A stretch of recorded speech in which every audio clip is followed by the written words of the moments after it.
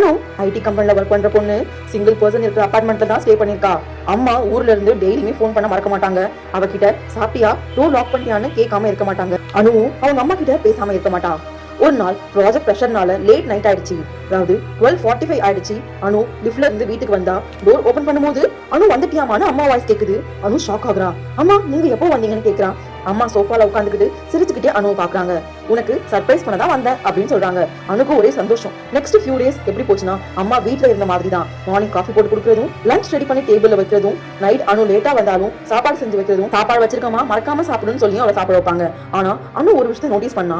அம்மா வெளியில போகவே இல்லை. பால்கனி கூட போகல, அபார்ட்மெண்ட் கேட்டுக்கும் போகல. ஒரு நாள் அனு கேட்டா, அம்மா போர் அடிக்காதா அப்படின்னு. அம்மா மெதுவா சொன்னா, உன் கூட இருக்கிறதே எனக்கு போதும் அப்படின்னு. அந்த டோன் கொஞ்சம் ஸ்ட்ரேஞ்சா இருந்துச்சு. அந்த நைட் சரியா 3:10 இருக்கும். அனு தூக்கத்துல இருந்து எழுந்தா. கிச்சன்ல லைட் ஆன்ல இருக்கு. கொலுசு சத்தம் கேக்குது. அம்மானு கூப்பிட்டா. எந்த ரிப்ளையும் இல்ல. ஹாலுக்கு வந்தா சோஃபா எம்டியா இருக்கு. அப்போ பாத்ரூம் டோர் ஓபன்ல இருக்கு. மிரர் முன்னாடி அம்மா நின்னுகிட்டு இருந்தாங்க.